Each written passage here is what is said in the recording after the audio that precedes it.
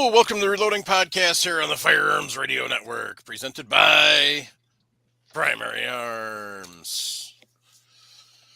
How's everybody this first Tuesday of December?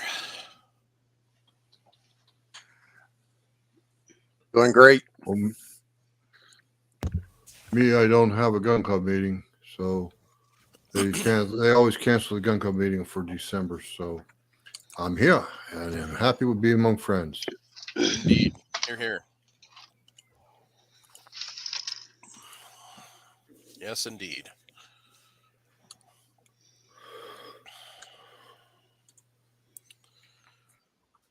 So, what's everybody been up to?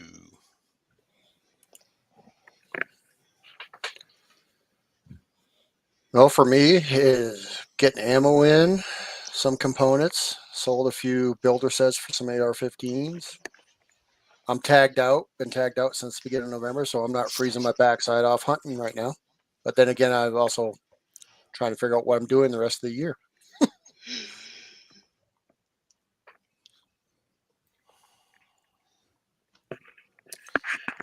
Sherenda? I got a few hunts in pheasant. I snuck off on a duck hunt, a crane hunt. I didn't get any crane, but I still enjoyed myself. It was just a impromptu girls trip. Yeah. Crane were there, they just didn't come in close enough, so it was a one and done for me. I'm late, so I'm trying to harvest at least 2 tags. That's my goal this season. So far, I've only been seeing little sliders, and I'm trying to hold out for steak and cheeseburgers. So I got deer camp that I am helping mentor this weekend. So in the background, you may see me moving around because I'm gear checking and packing. I hunted Sunday, so I'm switching out some stuff since I'm not hunting this weekend. And it's my birthday this weekend. And yeah, I volunteered my time on my birthday weekend, which I didn't think anything of it because at the time I said yes, I kind of forgot it was my birthday. But I've met the women that are going deer hunting for the first time. So I know I'm gonna enjoy my time this weekend. Well, happy early birthday. Well, thank y'all. Vanessa Kitty puts her birthday out for you too. Happy birthday, Sherenda. We always appreciate your input and excellence. Thank you, guys and gals and buttheads. Wait a minute, what do you call me that for? I was being nice to you. I said She was plural. looking at me.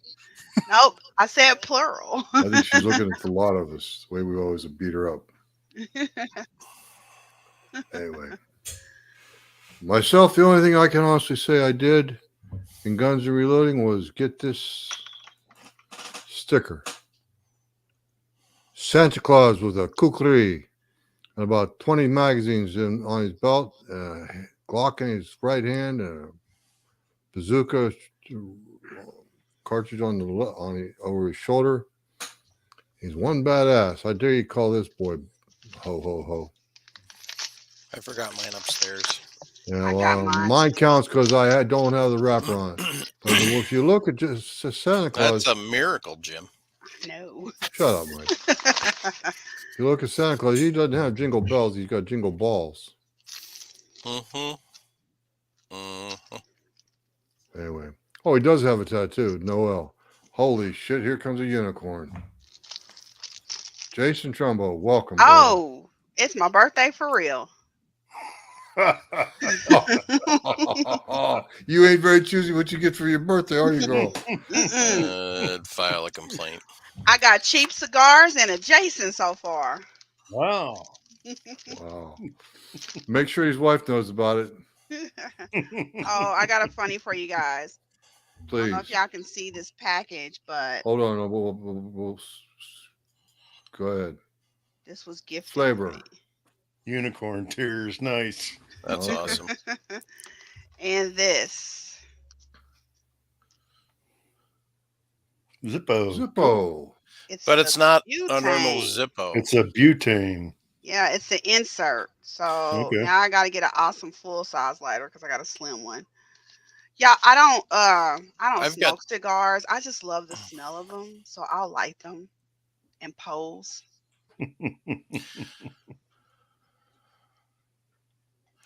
I have the electronic inserts. What's your charge life on those? I don't know. I've never really tried to charge and then burn them down. Oh, see, I'm a little pyromaniac. I'm always looking for excuses to set something on fire. I work too much. At least you're honest.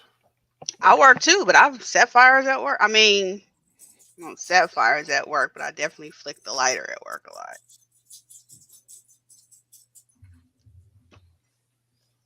There's one for you, Sharonda. They do, but they're so bulky. And well, they have two kinds. They have a rechargeable, which is bulky, and then they have one that runs off the Zippo fluid. But it's just you can smell it. So if I can smell it, I know the critters can probably smell it. This is in reference to Danielle Anderson's comment in the YouTube chat. I think Zippo has hand warmers for the hunt. They do, and they evaporate quickly. So even if you don't use them, like fill it up on the weekend, and you don't use it for a few days. I noticed they don't last that long. Needless to say, I bought one and took it back. I've got two of them, and I've been lighting them every day and sticking them in my jacket pocket. But see, you use yours every day. I only use mine a couple times a month. Yeah.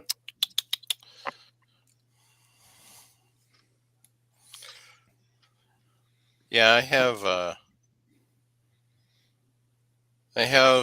the fuel ones. I've actually never used them, honestly. So they're still in the box because they were after Christmas clearance special at Walmart. The Zippos or something else? Zippo, the hand warmers. Yeah. Now, if they go on clearance, don't get me wrong, I'll run back and grab some more. But I got them when they first came out. They weren't necessarily that cheap. Yeah. No, I got they were $8 a piece on clearance. Yeah, I'd have got those and kept And them. they came with fluid, so Yeah, mine did. That's cheap. Bragger. Yep. So yeah, the electronic inserts my brother actually bought. He said they held up pretty well. Not quite as well as he was a smoker, so he used it quite a bit. He said it held up pretty well. He never really did a test between that and excuse me, between that and the actual lighter fluid. But he said as far as he guessed, it was pretty close. Yeah. So, but then again, he said, but after a little while, you'll start playing with it, and then you start, well, this light on fire, well, this light on fire, well, this light on fire. Mhm. So, Of course. yeah. So, Sharonda, you better not get one. Are you kidding me? The first encounter that anybody ever had with me was at a duck camp, and the game wardens were talking about, oh, if we had a torch, we'd show you guys how to burn the access feather. And I'm like, oh, I have a torch, and they're looking at me crazy, and I'm like, well, you never know when you need to make some creme brulee on the side. And yeah, to this day, they still talk about how I whipped out this torch just randomly out my pocket. That's Like, awesome. set fires. Pyromania, Sharonda. I have lots of torches in the garage. It could be worse. I could be sniffing lines. Yep. Sniffing lime. Line. Lines. Oh, never mind. Cocaine. Chasing the white dreams. That shit. Or you could be using that torch to light your crack rocks. Well, have you seen one of my coffee maker apparatuses? You've got some fancy coffee maker apparatuses. Yeah, one of them does look like a crack pipe. Well, they say coffee's kind of like crack. Yeah, it's legal. Mm-hmm.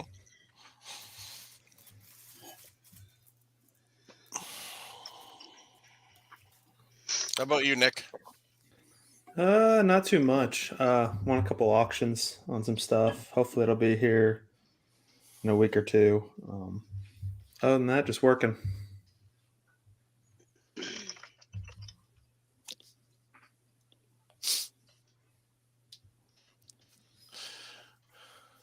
God.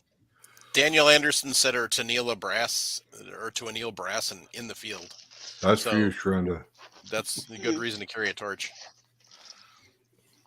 Yeah, even I got one. If I ever lie, tell you I don't have a lighter, I am lying. Like this is randomly in my. Don't ask.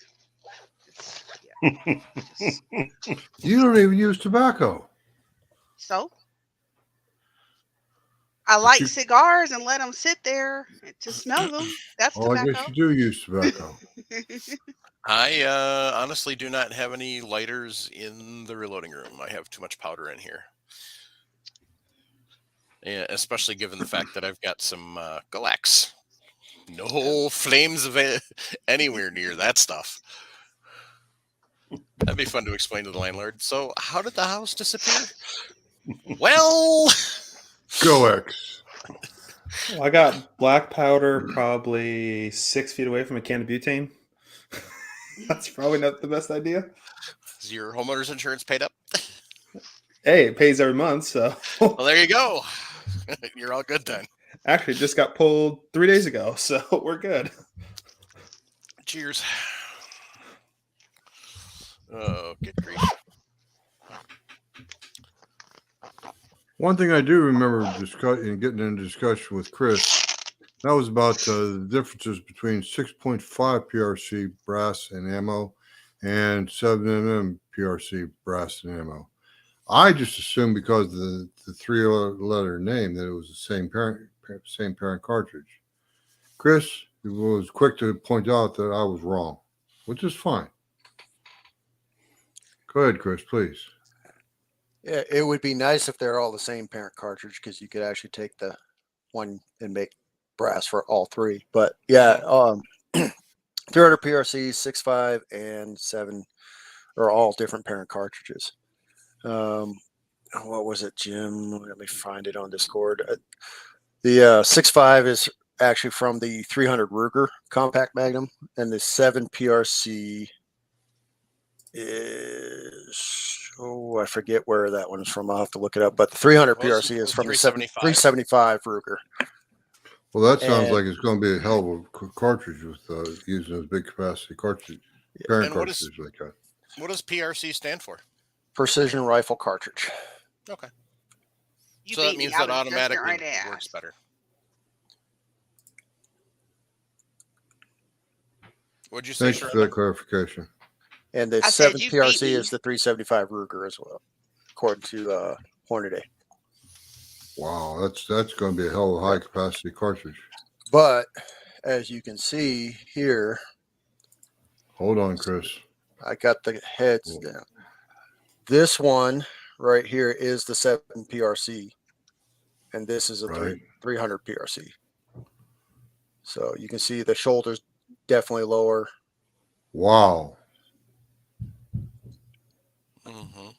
But the reason why they designed that 7 PRC is nothing against like the 7 Rem Mag or anything like that. It's just the old 7 millimeters.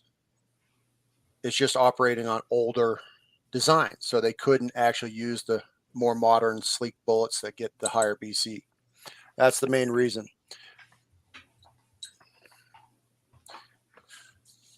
Well, I ought to sling that copper and lead pretty quick. Yeah, looking at, and of course, you use the published load data. The 7 PRC, I think it's, of course, you take with what they say with a grain of salt. And your own Sure. chronograph. Yeah. Like those are 175s. They're saying those you'll probably see somewhere, depending on the powder you're using, up to 3,000 feet per second. And that's conservative. When you do your own load development, you know the deal. You'll probably end up running a little bit hotter, possibly, and with the pressure signs, but always try to stick within published load data.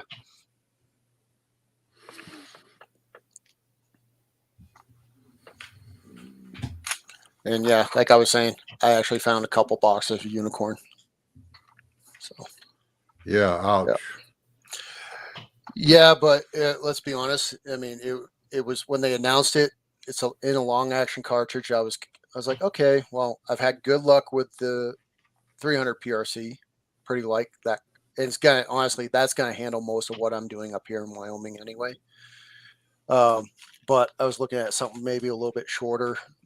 Might as well round out the whole family because the wife got her rifle for Christmas and she's getting a 6.5 PRC.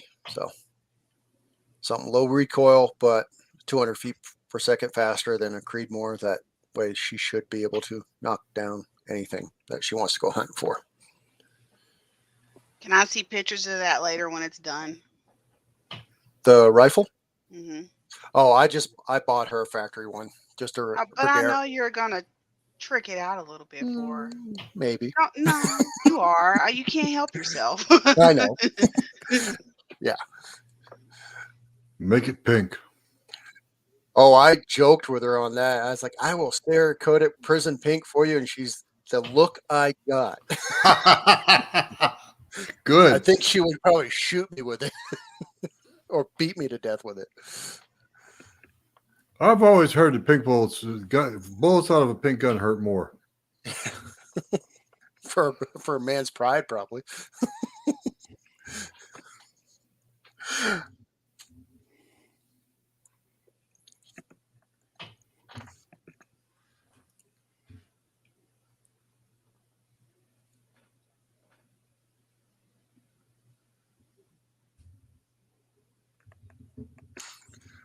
No Paul out. I have not engraved my name on it yet.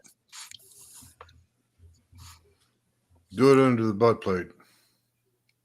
So that way she'll never see it. I see your shop's coming along, Jason. It is slowly but surely. Good for you, Jason. You got Thank a you. roof on it? Is the roof completed yet? Not completed. It's sheeted and papered. No metal yet. Metal roof going to last you about 30, 35 years. Probably outlast you. That's okay with me. I'd rather not pay for it twice. Amen. Buy once, cry once.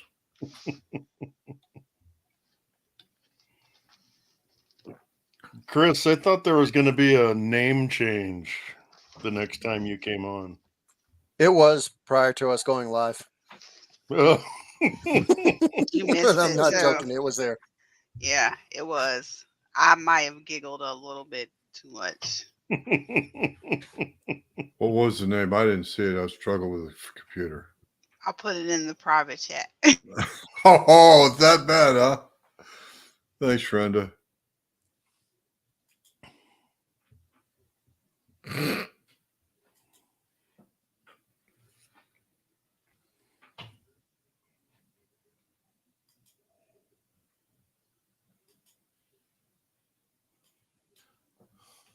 So, Jason, other than the shed, what you been up to? That's about it. I kind of been digging in some boxes without digging too deep, just to see where some of my reloading equipment are. Yeah. Just so when I'm ready, I know which boxes to grab and go.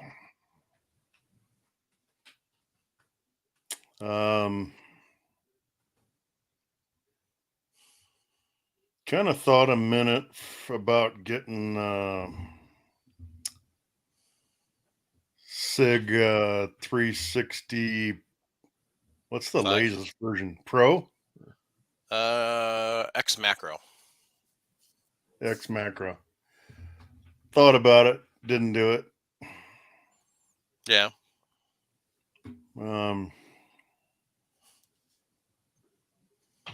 That's about it. It's awful cold outside. It's hard for me to want to go out and hang out there and unless I'm Yep. working on a project and building up some body heat. Right. Or you could go ahead and order that flamethrower, and I bet you Lady will come out there and blast you every so often to keep you warm. She might be evil chuckling at the same time, but Fry that hair off his ass. Oh my goodness. I've got a weed burner. She could use that. Oh my goodness, that's terrible. Nick, did you say what you've been up to? Yeah. Didn't Okay. really do much, just picking stuff up. Yep.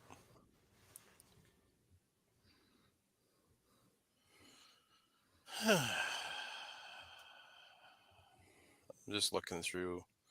Unfortunately, I didn't really have much time to come up with a topic, and Paul had asked, but the only thing that I saw was the only response that I saw was treat every barrel as if it's different at the reloading. Where'd it go? Treat every barrel differently. The load does not work in every barrel. So that was the only comment that he got. Anyway,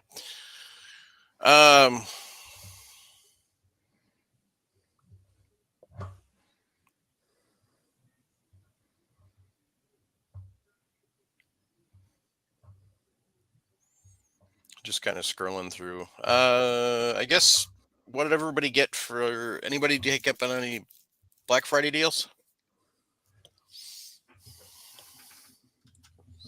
I didn't. I am probably the only woman in America that did not go Black Friday shopping, small business Saturday shopping, or what's the other one on Monday? I didn't shop at all. Cyber Monday. Cyber Monday, yeah. Don't feel bad, Trina. My mom didn't go either. You know, after being, I window shop a lot. I kind of know when stuff is regular price and stuff's regular sale. You look at the paper now, and you're like, that is not worth running out there. They took $2 off.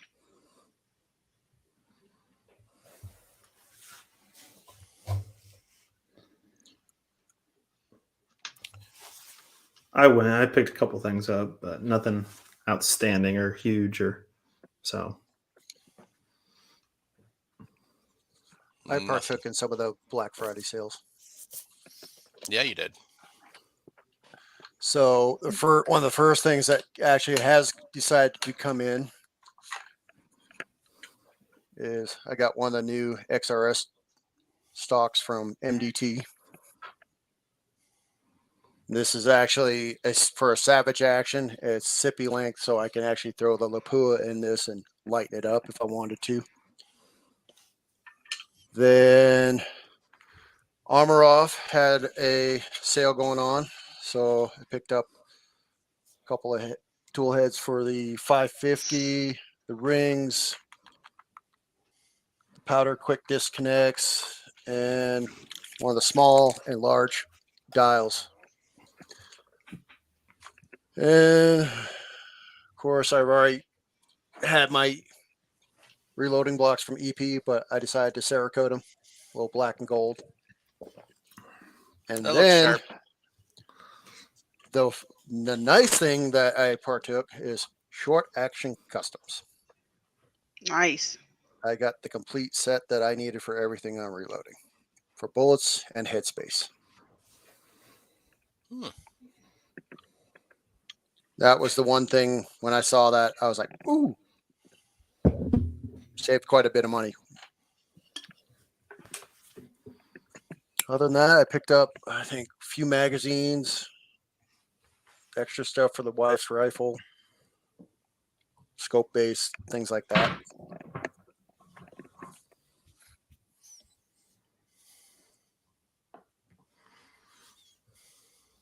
All right.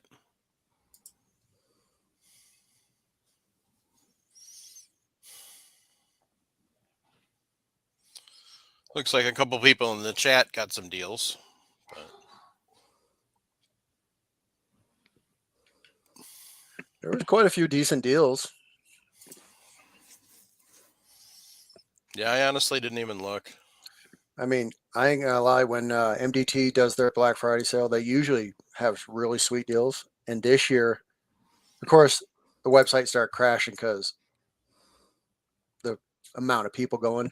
But they actually had one of their H&T, quite a few of their H&T's factory seconds, where it's just a blemish on sale. And of course, I tried and tried. By the time you got to checkout, things were already out of stock, and it's like, okay.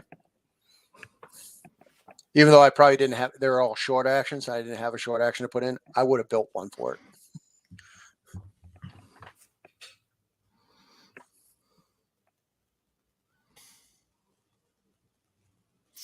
So the only thing I've gotten recently is one of our listeners, Michael Smith, sent me, knowing my penchant for liking old presses, came across this and sent it to me. So this is the Mepos Reloader from the Mepos Gun Shop in LA, California. So just a basic cast iron press, a little on press priming. Here's your shell holder on the ram, moves up and down, and then your die goes up here. So looks like it'd be fun to use.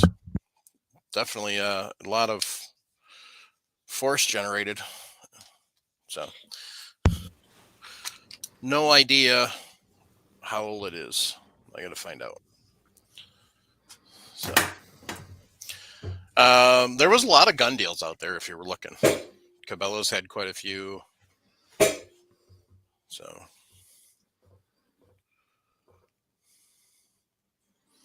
but I guess I never really looked in to see what all the deals were. But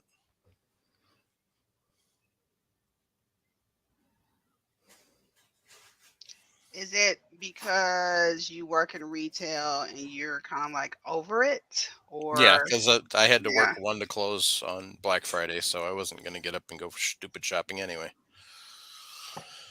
So yeah, pretty much. But The gun shop Sharenda works at had a pretty good price on some 22 ammo. Yeah, we did. Dad picked a couple of sleeves up. So it was CCI, their Clean Burn, which is their The red lead. ones. Yep, the red coated, the polymer coated lead bullets. They was like $6.89 or $7 right around there for a sleeve Yeah. 100. So $6.95. and it shoots pretty good. So, but I was kind of disappointed that we didn't get any quiet ones in. I definitely got a bunch of those. do you need CCI quiets, Sharenda?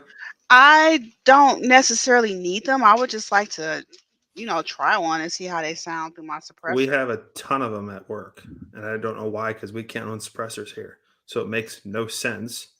So Oh, yeah, I can we'll pick a have a couple side boxes. talk. Yeah, I can pick a couple boxes up, especially with my discount. So Heck yeah. I just need to know next time you guys are coming back up. Why not Uh, ship some FFL to FFL? it's a pain in the ass. Well, my sister lives probably 20 minutes from Sharenda, Ah, so I'm always over at Kansas City. So Yep. Well, did you hear the latest about shipping from FFLs? About FedEx and UPS? It's Yep. a disaster. Oh, Yeah. Yeah. Yep. now what kind of dirt you gonna pull? no, do tell. Well, it's being reported that apparently the same day, UPS and FedEx came out with very almost identical policies that, myself being an FFL, if I'm shipping to Mike, they want to know exactly what's in the box, the whole all the information on Mike, and then they want you to keep that information so if they can actually request it at any time. It's like, no, you don't need to know that. I'm sorry. Mm-hmm. Well, if you don't give it to them, they'll refuse to ship it.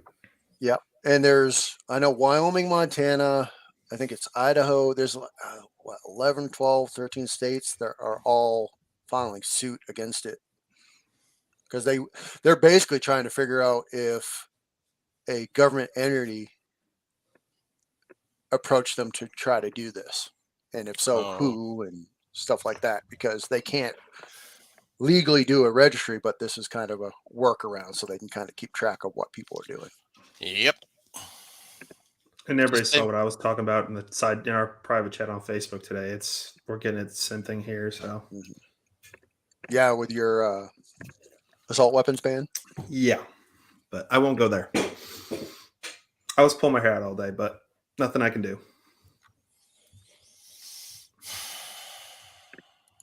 But yeah, that's going to be interesting, especially like it'll be for like the deal, Chris. If you buy something, it's how hard is it going to be getting a gun Mm-hmm. or anything to your door?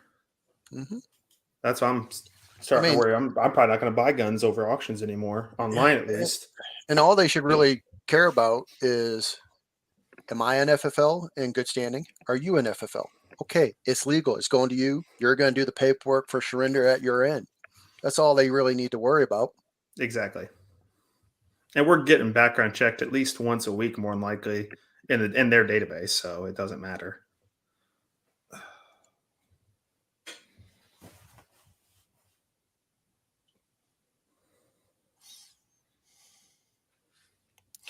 I was just scrolling back through because I was at work and couldn't read the chat, but actually,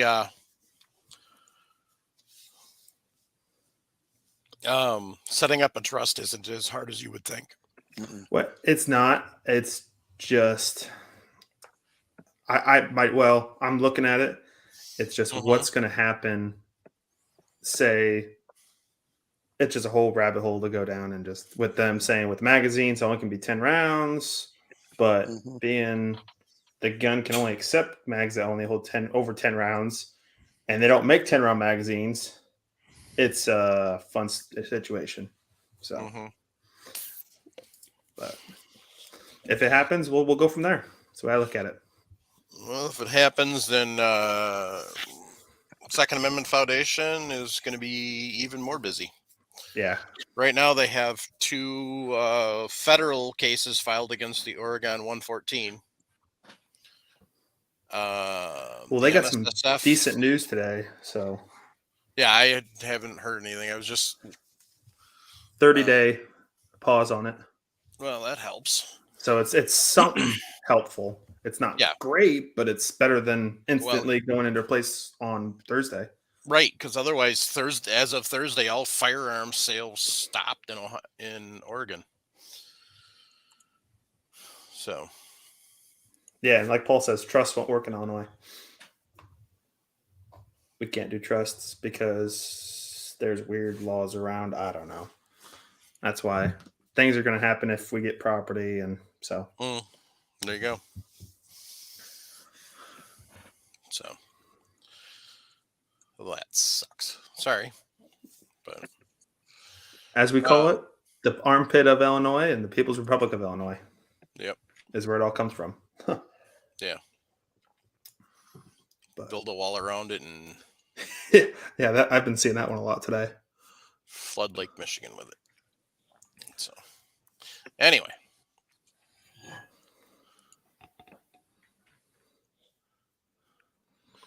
What's not accurate on 114, Gen Champ Jr.?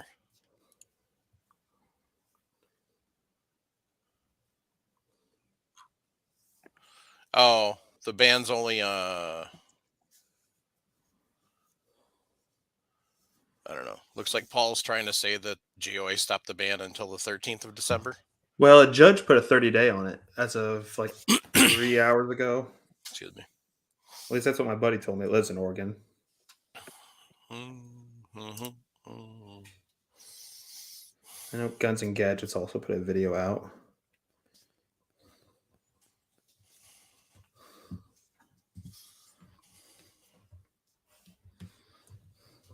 Like I told you, Nick, if you run into problems to ship that stuff to me, I'll gladly watch over it for you here in Wyoming. Are you an SOT? Mm-hmm. Ooh. If it gets that bad and stuff hasn't happened yet, that would be a last case scenario, but hopefully things happen between now and then. Oh, so here's the deal. As of 3:31 p.m., a state judge overruled a federal judge.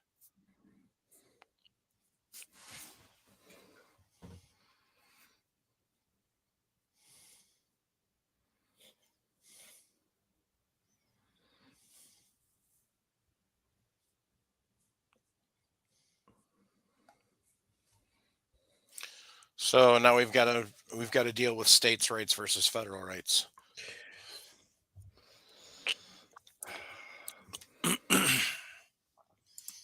So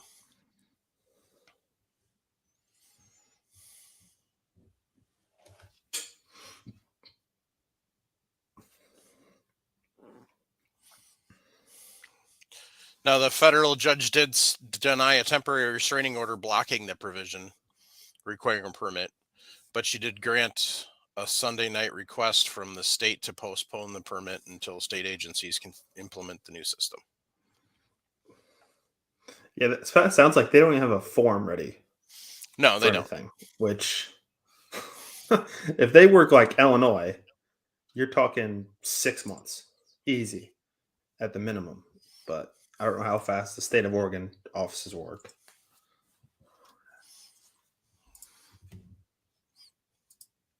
Yeah.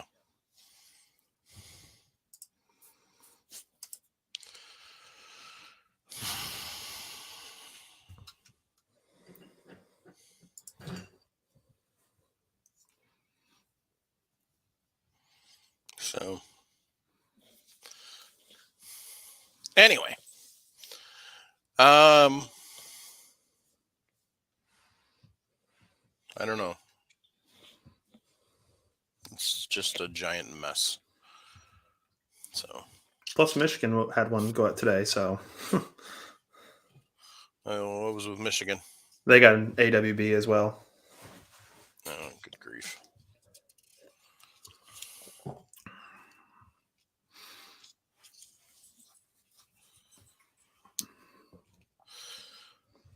Yeah, see, that's kind of the weird thing is I would think that in this particular case, unfortunately, the federal would be because it's involving the Second Amendment. So,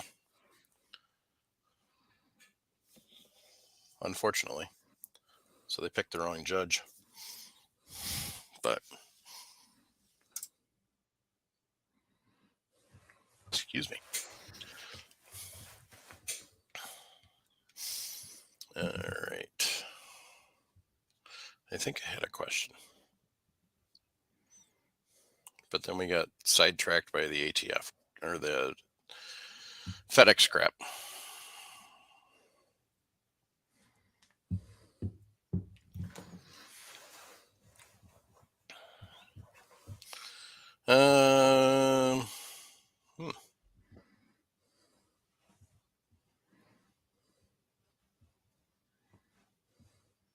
Not the brightest bulb on the tree, but I'll tell you what, it's very simple. A well-regulated militia being necessary to the security of a free state. The right of the people to keep and bear arms shall not be infringed. What part of not don't those assholes understand? That 3-letter word. Unfortunately. And they're even screwing, not to kind of toot a horn again. In Illinois, what the thing is minimum age 21 to have a FOIA card now. No one under the age of 21. And if you are under 21, this is where they're getting into poking at the hunters, saying, oh, the Second Amendment's only about hunting. You have to be, if you're under 18, you got to be with or under 21, you have to be with a adult that has a valid FOIA card to go hunting. So they're trying to kill off gun ownership and hunting all in one shot. And basically makes 50 caliber muzzleloaders illegal. So they're getting rid of muzzleloader season basically in Illinois. Oh, jeez. Yeah. Well, they also have that requirement. If you're under 21, now it's an automatic hold for your background check to come through. Yep. 10 business days. Well, minimum of 3. Yeah, but can take up to But 10. here's the catch. You can't just like you used to. Hmm. Where you after 3 days you could go, here you go. With 18 and 19 and 20-year-olds, you have to wait for a proceed. Yep. So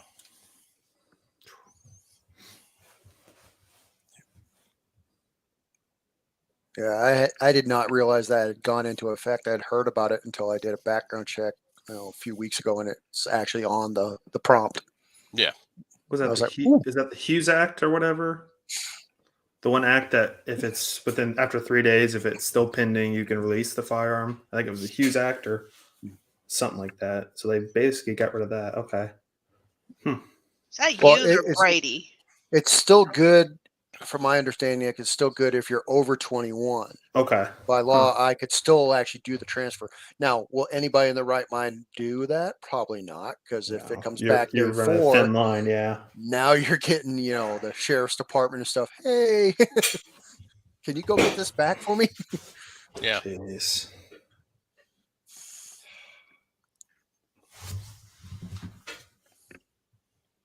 And knock on wood, I haven't had anything that was even a 5-minute delay. It was like once you give the information, like, here's your number and proceed, and you have to regurgitate to them so they know you understood what they said to you.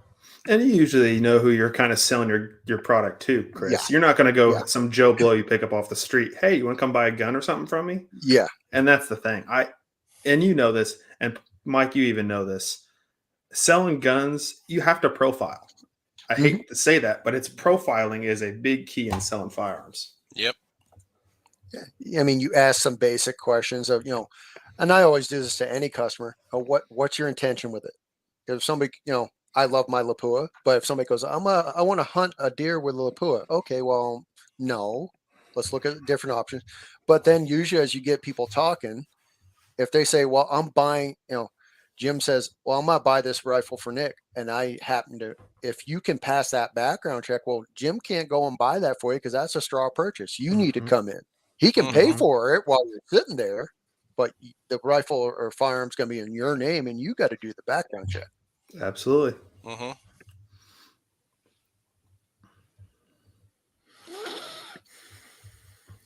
Yeah. I mean, that's Bass Pro Incorporated, because of being run by lawyers, has automatically decided a long time ago that we do not release a firearm until it's a proceed.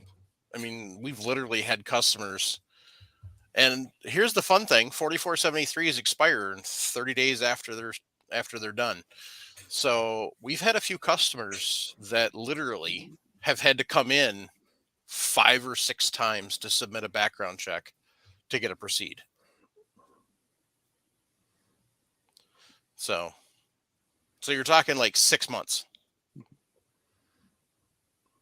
Yeah, we still have a guy that filled the form out from April that we still have his gun. Yep. Can't get a hold of him. Phone line's disconnected. So it's like, what do you do?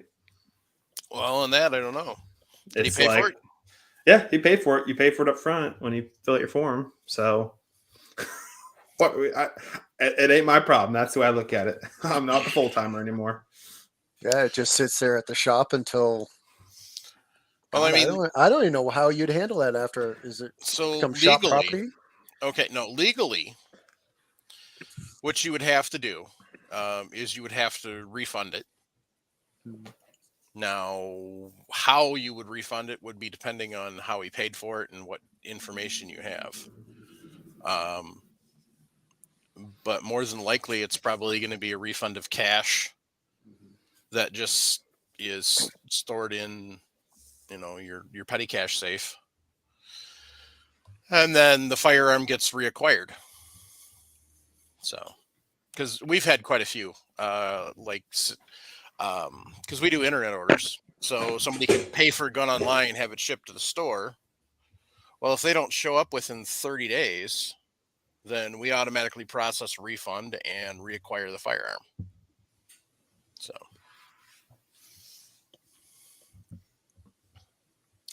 Paul Louds just said I didn't think they could pay for it as that is associated with a straw purchase.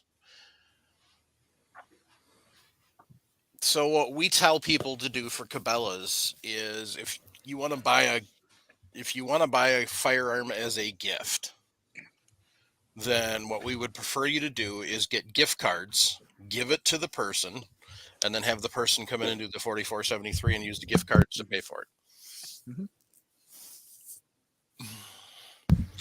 Where you run into trouble is you have to kind of, it's a fine line to walk with that somebody else paying for the firearm. That's why you need that other information to figure out if it is a straw purchase or not. Now, if they're smart, they'll give the person the money well before they ever come in. But, but no, it's not necessarily a straw purchase if someone else pays for the firearm. So I mean, before having my FFL, my wife and I would do that. She, one year she's like, I think we were at Sportsman's, and she's, "What, do you want a rifle for Christmas?" Of course, I'm bolting towards the rifle counter before she changes her mind. But yeah, I filled out the 4473, and she paid for it. Well, especially being that you're married, Yeah, it's completely legal because it's coming out of the exact same bank account. That's completely legal. So, that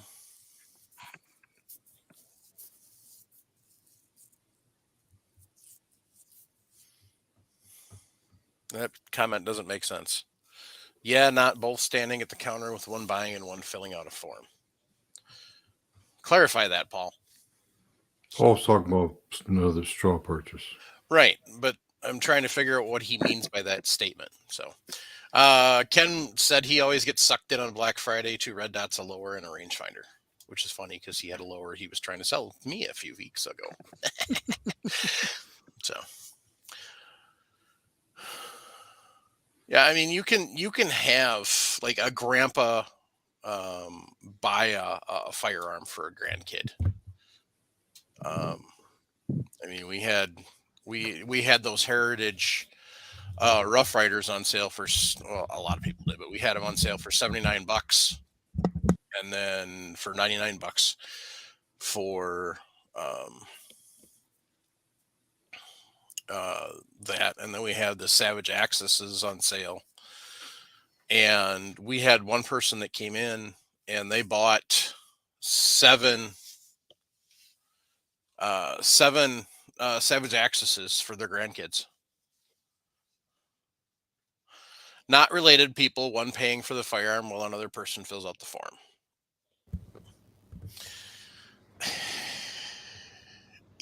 It's possible that that is a perfectly legal sale. It's probable it's not. Unless maybe they're best friends or they're in a relationship or something like that. But it is there is the potential of that being perfectly legal sale. So, but anyway, now that's a smart idea, Trumbo. Build the benches first and then put up the walls. How's that concrete? I think it's okay. They finally took the blankets off on Monday. Yeah. And it was starting to dry out today. And so I was looking at it and it looks like it turned out fine. That's good. My reloading room is going to be taking up some space in my woodworking area. Mm-hmm. And so I kind of don't want to screw up and make something too big or something too small. I want it to be. Well, that's why you do the addition to the shop, Jason. If you make it too big, you add on. Well, actually, Jason, I don't think that would go well with Kathy. Jason, you're talking about putting up interior partitions, correct? Correct. Yep. Mm-hmm. Jason's comment is up to an answer to Jorgen Reagan, and he says, "I'm not sure yet when he'll build the benches and pretty much get set up, then build the walls around that."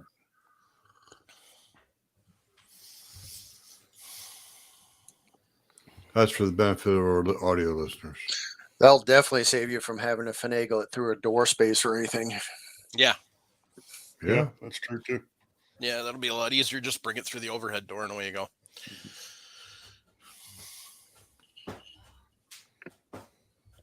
You can use Well, your fancy basically, extractor Jason, to you haul build it a in. pole barn, right?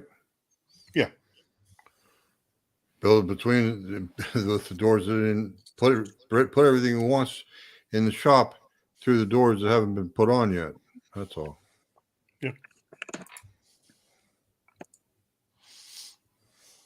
Daniel Anderson wants to know, is it a smooth finish, like a polished garage, or is it just a normal concrete? It's a smooth finish. It is not polished because I plan on epoxying the floors, and I didn't want to have to sand them or grind them to get some tooth to it. Right. I had that plan when I put my shop up, but the concrete finisher actually put a smooth finish on it. So when I wanted the brush finished, Mm-hmm.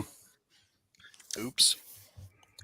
Well, I'm going to have a 2-post lift in there. So I'm thinking some oil is going to be leaking on the concrete and whatnot. Yeah. I hate spotty concrete like that. I want it to look nice. I want to be able to wipe it up. Mm-hmm.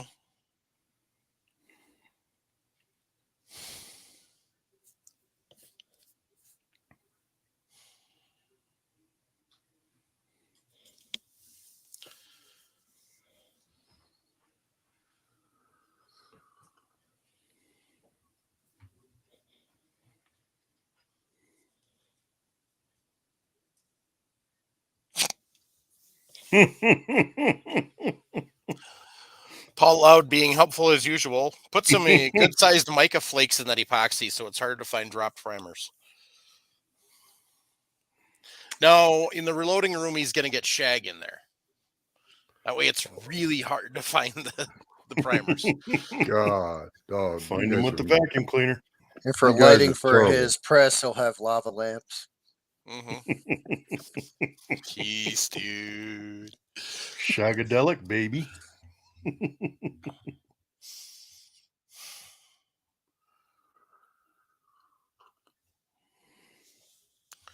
I thought about we could start I've got that press that needs to be restored out in the garage. I thought about doing that for a show, but I didn't think it would work very well for audio. So, but yeah, we just never really got a chance to get together and come up with a plan for tonight. So, unfortunately, it's kind of a crapshoot. Sorry, guys. So, and gals. And I was hoping I could find something decent, but most of the stuff that I saw for questions we've covered. Well, hey, Mike, in the host chat, I didn't know if you want to bring up what Nick and I kind of talked about with the Once Fire Brass and then going into the mishaps that he's come into it with. Sure. So for the listening audience, a question with brass, I'm looking at it like this: with the brass becoming premium for a lot of calibers that we all shoot, we can't find new brass in stock, but you're seeing companies offer Once Fired. So my question is, do you feel it's good to buy Once Fired brass? If so, what are you looking for in a company or in that Once Fired brass? That's going to kind of give you that warm fuzzy. I'm known for buying Once Fired brass, particularly GI brass. I bought one time. I bought like 5,000 rounds of 5.56. Now, what that does, gives you a lot of sorting to do by head stamp, then by weight, then by interior case capacity, and so on and so forth. And talk about thinning it down. Out of 5,000 rounds, you might get 50 rounds that are usable for precision shooting. You know, that's 1%. As a matter of fact, it's less than that. Yeah, it's 1%, about 50 rounds. So is it worthwhile for practical shooting, for plinking? I'd say absolutely. but don't expect to be able to get that match brass like you can when you get 50 rounds of the same die lot. Yeah. I mean, could you take rain, once fired and put some effort into it and maybe make it into some better stuff? Well, you could trim it, you could resize it, you could deprime it and all that, but you got to weigh the cases. If you don't weigh the cases, you go by case capacity. Mm-hmm. It'd be pretty tough to match it up because you don't know with the commercial brass, you don't know one die lot from the next or the one year to the next. Yeah. I think too, this is just my thought process. It comes down to if you're looking at once fired brass, you got to look at who's selling it. If it's Joe Snuffy at some local, gun show, might be skeptical. But I know, when I was searching for Lapua brass, Gunworks sells once fired brass, and it's their brand.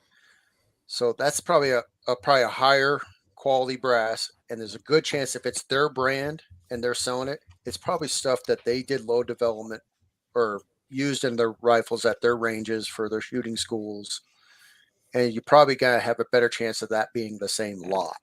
Okay, so price is not an issue with this, correct? Because when you mentioned Gunworks, we're talking triple digit figures. Honestly, when I was looking for 100 pieces of once fired 338 Lapua Gunworks brand brass, it was $188. So you're talking Actually, that's not bad. No, that's actually pretty good. And I mean, I don't know who makes their brass. I do know from talking to them, it's a small company, and through word of mouth, I heard it's rumor it was Atlas Development Group that makes their brass for them. I think I heard that at SHOT last year, so I think that's which correct. Is good, very good brass. Oh, absolutely. I've got some of their brass, and that's who I just ordered brass for that 6.5 PRC on my Lapua. Was I found some in stock at Unknown Munitions for basically what Atlas has on their website, the same price. So I ordered 2 boxes of each. So basically, we're talking. Well, if they're a reputable company like Gunworks, best be prepared to pay a dear price. I think I'd be more comfortable if I'm looking for that precision stuff to shoot whichever, going with paying a little more with an actual known company rather than us down here at the local gun show that it might all say Hornady or whatever, but is it the same lot? No, on that one, Chris. For instance, so you say that brass was, I think you said 100 pieces for 188. Mm-hmm. So what would be that brand new price? For instance, do they have that out there? They don't have their brand new brass listed. Okay. They pulled a lot of it off the site. But if we were to do, we'll say 338, or at least something comparable to quality wise, what would you be paying for new brass, for instance? If we're assuming that what we've heard is it is Atlas, you're looking at about $130 per 50. So I look at least half of new brass, and that's kind of where I look at it. If I can be at least half of what new brass is going for, I take that chance. Maybe even under half would be great. But if it's right about half, if not below, that's kind of where I take that chance, especially in the Milsurp side. Because, for instance, I'm looking at a bag of 303 British, for instance. But if I get this case in, I don't know how it's going to show up. You're going to see there's that ring on there, which I'm already getting case head split. I'm not going to fire that brass. And I can run my finger across that, and you can feel the ridge. So that brass won't get shot because I'll probably get a ruptured case, stuff like that. So you got to be very careful, especially on the Milsurp. And that's actually old Greek HXP 303. So who knows how many firings that brass has had in it. But yeah, PPU is good stuff. That's the nice thing about PPU. You can get that. I've been looking. You're all under $1 a round usually when it's in stock. So, but So 6.5 Creed is $91 for 100 count for the Gunworks brass. So they've got a lot of different options there. I've actually gotten to hold 2 Gunworks rifles. And wow. They do make a very nice product, and it comes with a very nice price tag. So the 2 that I held, the one was 13 grand, the other one was 14.5. Same guy. He I don't know how far away he lives from the store, but he likes his fancier rifles. So actually, no, I take that back. 3, because I had someone come in and brought one in to try to sell us. I'm like, no, we're never gonna sell this thing. Yeah. And let's be honest. I mean, when you talk to Gunworks, we all know they got a good reputation, high QA/QC, very nice products, and a lot of those people that are buying those rifles are going on those once in a lifetime hunts, whether it's to Africa, Alaska, you pick the spot, and they're just trying to get any little issue out of the way, where the only issue should be just the shooter.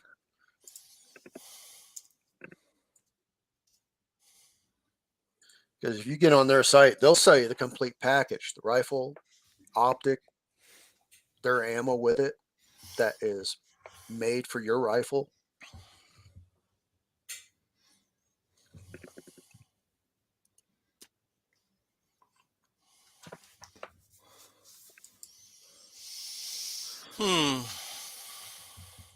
There is a couple brands I tend to stay away from in the especially for the milcert market. Seller and Beloit, their brass seems to be very, I would say more just say soft. I get a super lot of case neck or case head expansion on those, especially. I picked up some 303 a while back, cheaper. I was like, okay, I'll go shoot, and it was getting, if not worse than what I'm having on this piece HXP, and that's after the first firing. Yeah. So selling Beloit's one of the cheaper ones I really would stay away from. Well, at least in some of the bigger cartridges, like their 5.56 stuff is probably fine. You're just shooting just standard, but I try not to take that chance. The only stuff I've ever shot of theirs was some 303, and yeah, it didn't look very good after I was done shooting it. No, and I was shocked. I'm like, wow, especially first firing. But yeah, so well, that's like this stuff here. This is a whole bag. It's a half a bag. I've already processed half of the bag. A whole bag of Lake City 30-06. Now, who knows how many firings this is or what it was shot out of? It doesn't look like it's been shot out of a Grand because it doesn't have the D face case face. But when I think I paid it, so there was about 350 pieces in here. I think I paid $30 at most. So you take that chance, but I looked it over before I bought it. I'm like, okay, if I can get at least half, if not all this, it's a good deal. It's just you take that chance, and like Chris said, buy from a reputable dealer. I usually if I'm looking, for instance, for 270 brass for converting brass, I'll search it up. Once fired, 270 brass. I'll usually try to stay within the first 5 or 6 pages that pop up on the the internet, like Capital City Brass. I can't think of a couple of the other ones. There's some other once fired companies, but try to stay with a reputable company. Don't go buy from Bob's Brass and Emporium or something like that. Or a garage sale. Yeah. So. Yeah, because at a garage sale, you don't know how many firings have been through that. Exactly. Unless you give them like $2, that would be the only way. You'd have to give like just pocket change, really, at that point. Scrap value. Really, yeah. That's what's his name? Highboy 76 Highboy just did a good video on that. He went to his local recycler and picked up brass, and you take that chance. But when you can get it, I didn't get to see the rest of the video, but I think you got a pretty good price on it. So you take that chance. But if you can get it for a decent price, why not? It's a cool experience to play with. So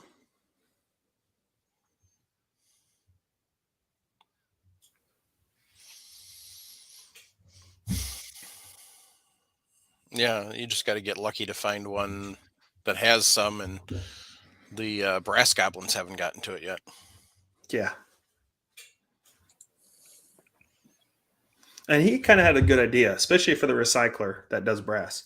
So what he does is whenever he knows that brass's life is done, he takes and he crimps the end of the case mouth. Yeah. So that's a good way to know, okay, you aren't going to be able to use that. So it's a good way for other people that might want to buy you get that. You're not Yep. going to use that brass again. So Yeah. Running with Scissors said he watched the highway video and he was paying $4.50 a pound for brass. okay, and I know he was doing 357 and 38, so I don't know what that equates to per pound. So What do you think, Jim? How many 38 cases in a pound? I had a spreadsheet for that. Give me a few minutes. Okay. So, but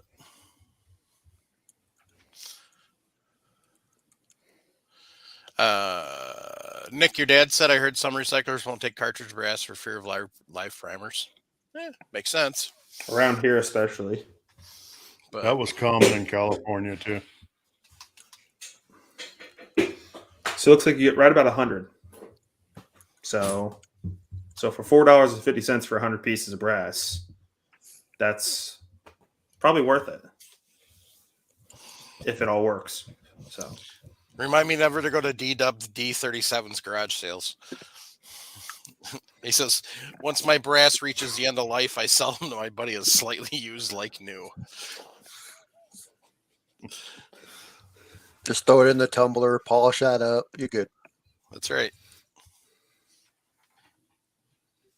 But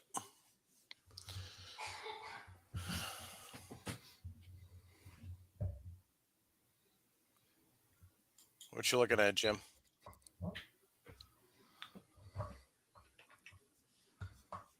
So I don't know.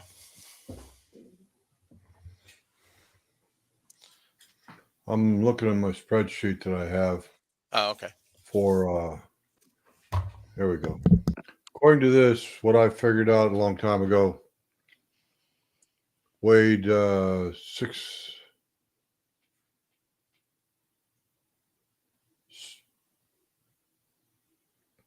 number of cases of 357 in 1 pound, 90 cases. Yeah. That's on average. Classic. So what was the question? We were trying to figure out. So nickel cartridge, piece of brass. That's about right. 50 cents a hundred, $5 a hundred. So Yeah, this spreadsheet. I just realized I have quite a few cartridges in it. nice. 108 cartridges in 1 pound of 9mm brass. 107 38 special. 90 to 357. 40 S&W. 100 rounds per pound. 44 mag 60. 45 ACP 80. And that's all I got for that's all I bothered with handgun brass. Yeah.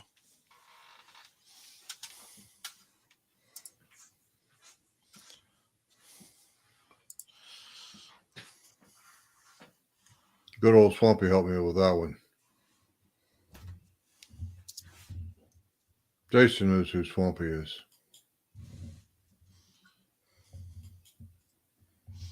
Yep.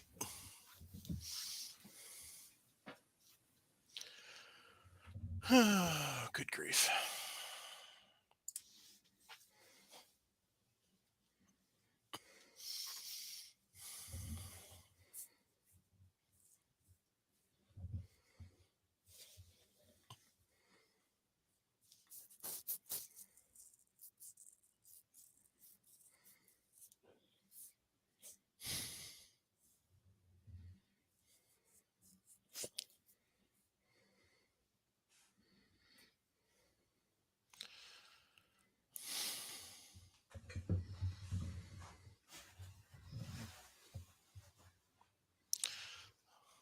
Well, I got.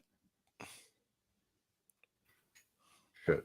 Sorry, I had myself muted. Didn't realize it. Jason, didn't you get into pull down powder yourself there for a while? You're muted, buddy. Doesn't really matter. My answer was yeah. Okay. You and your monosyllabic answers, you shithead. What do you got there, Nick? It's called WC844. Some of the I best think stuff you that's can what get. I've got too. So I used to Bring be it able up. to, Hold it up there, Nick. so Yep. so They say it's about like BLC2, correct? Nick? yep, very similar to BLC2 and H335. I've been told, but I haven't Yeah. confirmed that. That's what I remember. Yeah, we use a lot of that on 5.56. I can't remember what we used to buy this for from a place down in the St. Louis area. We used to get a ton of it down there. So Yeah, I think I bought 32 pounds of it and it was cheap. It was awesome. Matter of Those fact, days I are long gone. think I bought 64 pounds of it. if my dad's still in the comments, that looks like he was. If you remember, what roughly did we pay? I know this was about 3.5 years ago. We bought these last ones. I don't remember exactly what we paid. I was thinking like right around $100, but I could be wrong for an 8-pound jug. Well, I know the last time I bought any, it was $17 for a pound. So, because I have like 2 pounds sitting around here somewhere. There's one for you, Jason. Ray's got an answer up for you, Nick. There we go. I couldn't remember. I was a little high, but yeah, those were the good old days, though. So we all love those days. My God, that's $7 a pound. Yeah, and we'd make special road trips down to St. Louis to get that stuff. We hated it. The place when I was a kid used to be in downtown St. Louis, an old warehouse building. You'd have to ring a doorbell, and you were going to this like abandoned warehouse. And they leased those buildings. They kept moving further and further and further out until they got to this new place. And it's just, you're an hour and a half plus outside of St. Louis. Last time we bought from them, but it was one of my favorite places going to as a kid. Yeah, pull down powder, pull down bullets. I'm trying to remember if they did pull down brass. I know for sure powder and bullets, but it was an awesome place.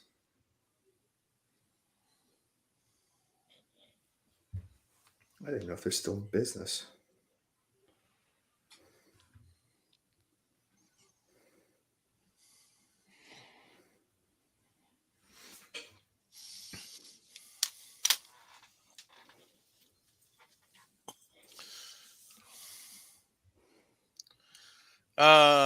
DWD37 says, have you guys seen the Redding T7 adaptive press head from Creedmoor Sports? Definitely not cheap, but great idea for the T7. No, I can't say that I have. Anybody else? Yeah, what's his name? Ultimate Reloader did a video on it.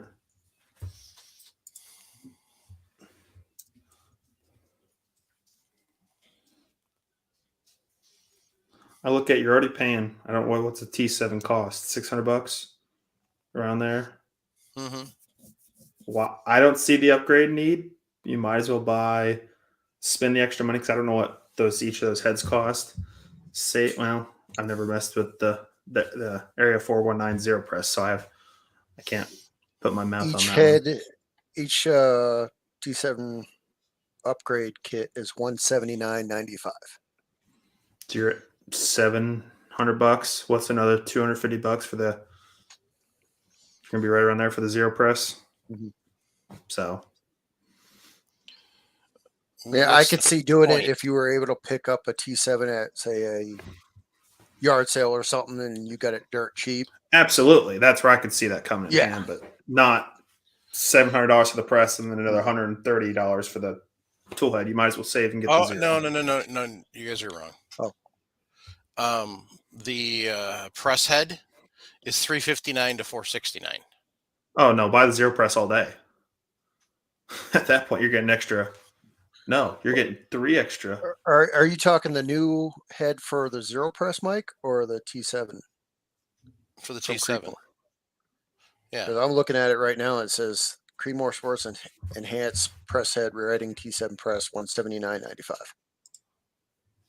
I'm on their website right now. And the Creedmoor Sports adaptive head only is $359.95. I don't know why this one's showing 179 then. Huh, interesting. But even And no, like Nick said, even if it's 179 or even worse at 300, yeah, Yeah, just go with a the 419. press is only $374.95 through them. So, but what's the point? I guess is the Yeah, that's kind of like, okay, if you're wanting to What- load what that does it accurate do? of ammo, I mean, It- what it- does it? I've been told it takes the slop out from the videos I've seen, but it's retting. How much slop is truly in a retting press? Not much. I've never messed with them, but from everything I've heard, the T7s have very little slop. So Yeah.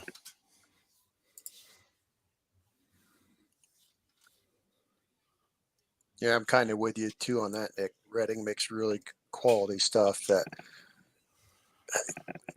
shouldn't have much at all. exactly, I have a set of 30-06 retting dies. I got cheap here at a local gun show, and they're some of the best dies I've ever seen compared to my custom tool dies. But for factory dies, they're pretty dang good. Well, Redding had a press that Sierra used for loading ammo that was known to have loaded over 1 million rounds of ammunition that Sierra sent back to Redding to rebuild. Redding sent them back a new press. But that press with the 1 million rounds of ammo, remember now we're talking at least 4 million strokes. So the press had about 1,000th run out inside of the ram to the cast iron body fit. After 1 million rounds, my God, I rest my case. How good of groups do you need? Come on. It's like, I don't think that's going to help you, really. I don't see it. And I don't like the look of that Creedmoor thing. It's just too bland. Unless they've upgraded since I saw the video that Ultimate Reloader did. And yeah, D-Dub did point out to me, Mike, yeah, we were both looking at different things. I was looking at the Yeah, enhanced press head. You were looking at adaptive. Yeah. Yeah, because the adaptive is 360. I was like, okay, yeah, that's a Whatever the point. slightly behind that is. priced So, yeah, different. does it say what the difference is? Oh, it's totally different construction. If you look at the site, the actual enhanced pressed head is the normal cylinder. This one, it's cylinder, but it looks like it's got cutouts with little pieces that you could slide in to slots. It's wedges. It's got wedges. Yeah. So, but the only thing I can figure out about the whole wedge thing is you can use two different diameter dies. So you can use either 7/8 or 1.25 inch. And it looks like the wedges come in different. Oh no, they don't even come in different thicknesses. Well, and here's the thing: when you click on the adaptive head, the price range is actually $359 to $469, depending on the options you get. Oh my gosh! Wow, it better be really good for that price. Yeah, depending on whether you want the 1.25 inch wedges or the.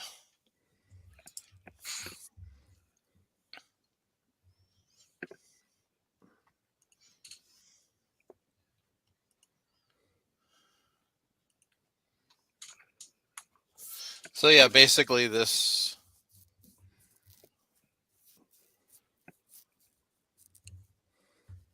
Yeah, so basically, it's the wedges allow you to use either size die, and then you can actually just slide them in or out. But now you only have 3 spots.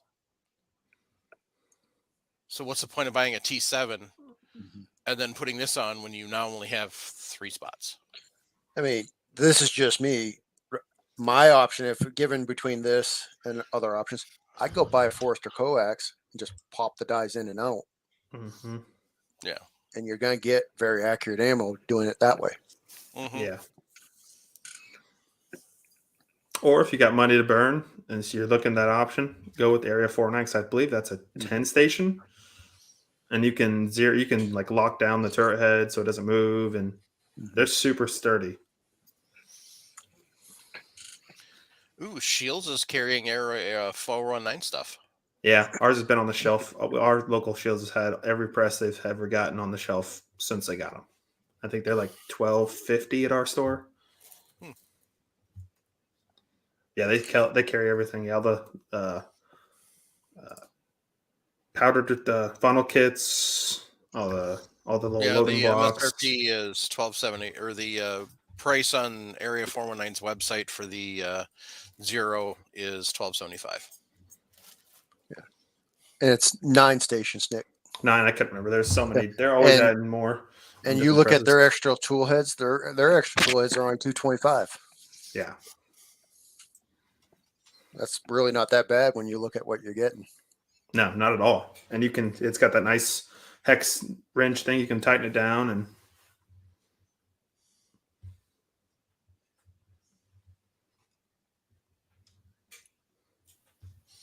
Yeah, so Budman 76 got a nice comment up that I'll have to. I'll go put a star on that. Thanks, Budman. I agree with you. He got himself a Forza coax a few weeks ago. Best money ever spent.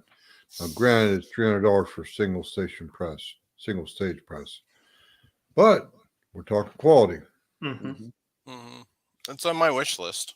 So And that's the first press I bought was that Forester. And then of course I added the 550. I love it because they're made right here in Illinois. So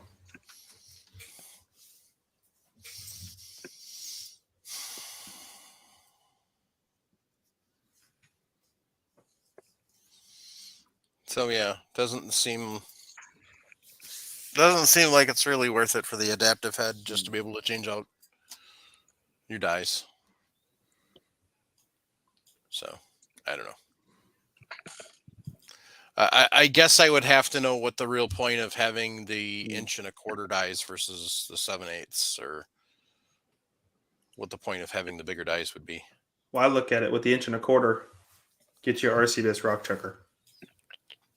That's what I load my 1.25" dies on. Is my rock chucker with my Snyder, my Martini, Yeah.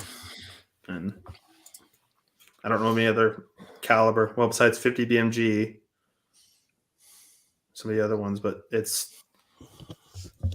you're not going to be loading that quick. So No. So. Yep.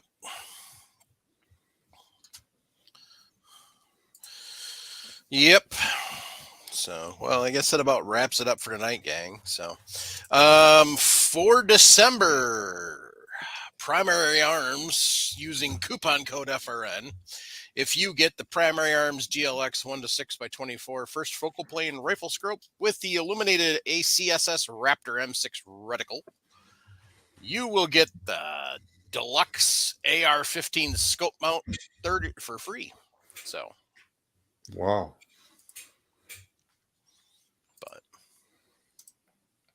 and I'm looking up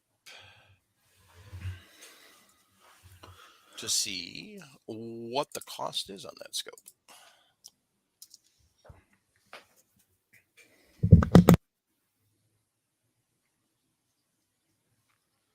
Chris, thanks for the reminder for hitting the thumbs up button.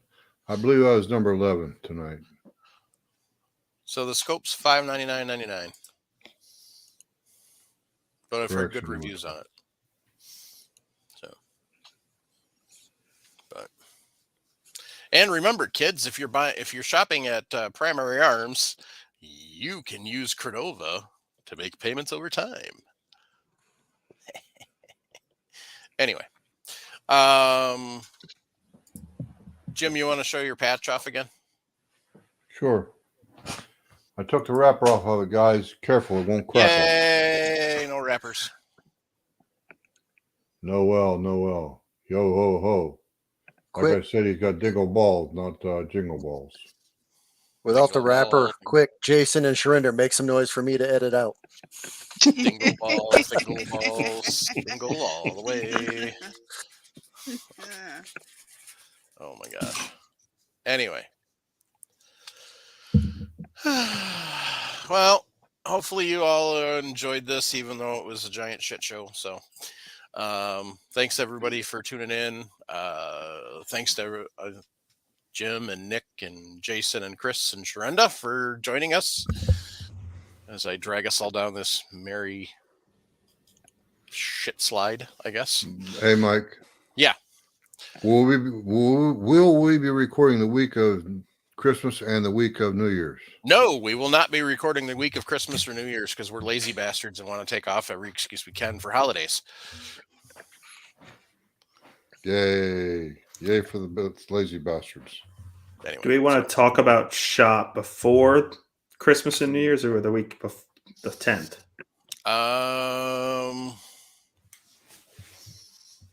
I think we would have what would you have left? We have. I would say- I guess it's up to you all since I'm not going.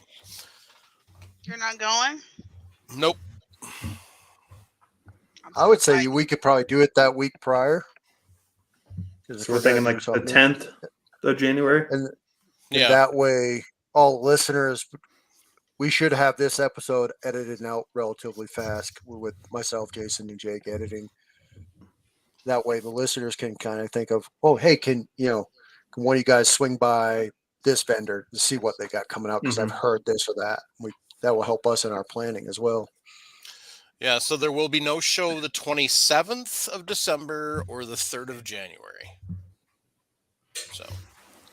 So we will have 2 shows and then we're off for 2 weeks. So we'll be here the 13th and the 20th. And we'll have better topics planned. So, but yeah, why don't we plan on the 10th then, talking about shot? Sounds good. And I figure we'll make a post probably. I might throw a post up on the Facebook group and Discord, or Chris, you can do the Discord if you want. Maybe that Friday or Yeah. Saturday, whatever. Try to get what people want to see. So I'll probably do a weekly post between now and then just to keep it fresh in everybody's mind on Discord. sounds good. Awesome. I have a chat comment I'd like Yeah. to air out. And that's from Oder Ferguson, our listener up in Iceland. He says, thanking us for the 427th podcast. Later all, and y'all take care and stay safe out there. Thank you, Oder. We really appreciate you listening, tuning in for us. In February, we haven't done one in a couple of years, but in February we will do starting over. And what we'll do is we'll do it the same way we did last time, where 1 week we do all the basics and stuff, and the next week we do all the advanced stuff. So that way we have one set of basic shows and one set of advanced shows. We'll start with pistol, we'll go to rifle, and then we'll go to shotgun. So we'll start that in February. So if you guys got questions and stuff you want covered, send us email, reloadingpodcast@gmail.com. Hit us up at the text 608-467-0308 or social media or Discord. So anybody else got any shout outs? Nope, but I'll definitely have one next week. Okay. All right, gang. On that note, keep your breath shiny. Be an asset, not a liability. Jump on the mill short bus. Shoot smarter, not harder. Show a lady how to reload and then let her pinch off your stash just a little bit. Support the Second Amendment.